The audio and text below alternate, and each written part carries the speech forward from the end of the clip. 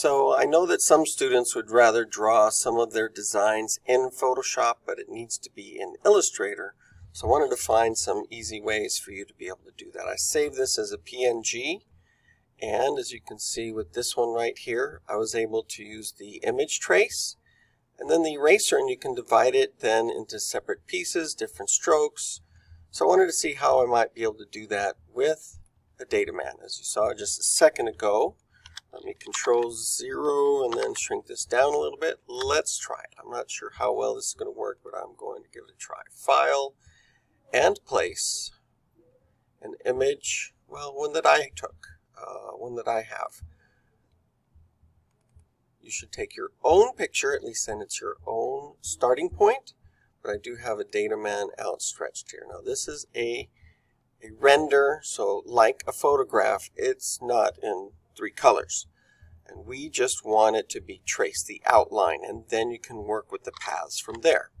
So I've got over here on quick actions, there's an image trace. I believe we can also go to a couple other places, but let's just get to image trace here. Now I don't want you to try and make one with a whole bunch of colors, high fidelity photo. It's going to do some weird things here. Where you've got hundreds of little paths to get every little shiny spot and everything. And if I see anything like that, it's just not, it's a non-starter. But I'll show you the alternative. It is kind of slow going when you have a really large picture, as you can see here. One of the reasons that took so long, you didn't see the whole thing, is that it's making all of these paths. What we can do is just do the silhouette. So let me do this again. I'm going to delete this and place it one more time. File, place, DATAman outstretched. So this would be the picture that you took and uploaded to your turn-in folder. And this time when I do the image trace, I'm going to do the silhouette. And that'll just be the outline then, or most of it. We can then expand and it will create just the paths. Let me zoom in a little bit here and show you some of the cleaning up that you had to do with this particular picture. If I go to my direct select tool, I can select just this one path around here, and you want to get rid of this because that's not really what we're working with. The shiny parts it thought was something that wasn't really there. Whoops. And it helps if you zoom in on the parts you want to get rid of. So make sure there's no stray little paths and anchors and stuff that shouldn't be there. And now we're working with a single outline, lots and lots of paths, anchors there. And in order to make this really work, what I'm going to do is I'm going to use the eraser tool and separate it into the main body parts. So if the torso comes along here, I'm going to erase the joints. And then I'll redraw them just as little circles.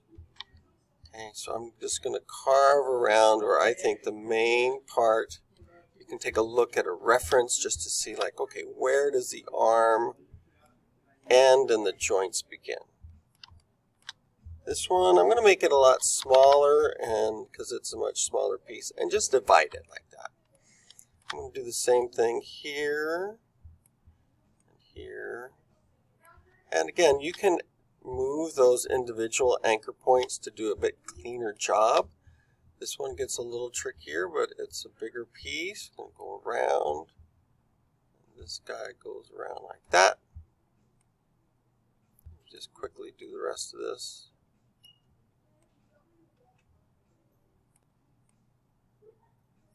Remember, we're not worried about the joint parts because we're going to recreate those. So I've gone back to my selection tool and select that one and that one and that one. Just get rid of these for the moment. Looks like we've got a couple of them to get rid of there. Got to get rid of the neck. I won't do all of it, just to give you the idea of what we're talking about here. Now, these are now in a group right here. We're in isolation mode. We'll get out of that. So this is our body. Underneath that, well, actually we can select the whole thing and we can make it a nice tan color. Let's look at the fill. It'll look more like a DATAman that way. Let's find a nice color, whatever. We do have a color problem with CMYK. Let me see if it'll let me do that there. That's another place to try and get a nice color. All right, so we've got now the joints to create. I'm just going to use the ellipse tool and a different color and a different layer. You don't want it to be on the same layer. So I'm going to make a new layer above it and draw with, let's say, a different color. I'll just make it like a dark gray. Oops. On the joint. So let me select the joints layer, change my color again. I'm going to use my ellipse tool to just create some joints here. Now you can do this more carefully. You can adjust their size afterwards, scaling them, moving them. I'm just doing a quick job here. And maybe a nice big one right here.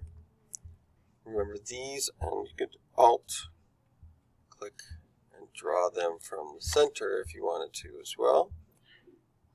And once you have one, remember, you could just Alt, drag, and then you got two. So it makes it pretty easy. Let's move these around a little bit, maybe scale these a little differently. Now, why did I put them on top? Looks kind of funny, but then I can just move my joints underneath, and you've got the beginnings of a DATAman that we can actually then select the whole body and make an outline, maybe even in that same color. Gosh, what color was that? Well, if you double click, one of the easiest ways is to copy that hex code. Let's try and put a stroke outline around each of the body parts. They're all selected now, and put in the stroke. Let's see if this will work this time. And now you've got an outline that's the same color as the joints. You might need to do something like move this a little closer if you don't want to do the ball joints in there.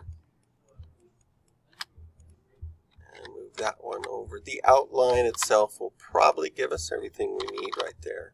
Of course, getting out of isolation mode, I would do the neck and then the knees and the feet as well.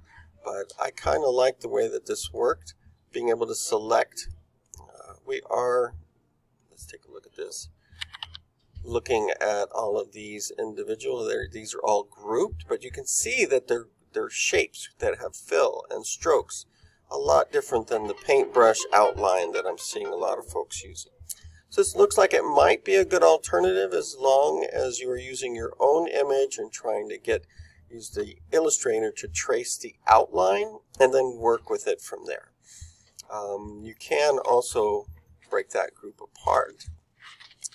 Let me see if I can ungroup. That makes it a little easier to get to the individual parts.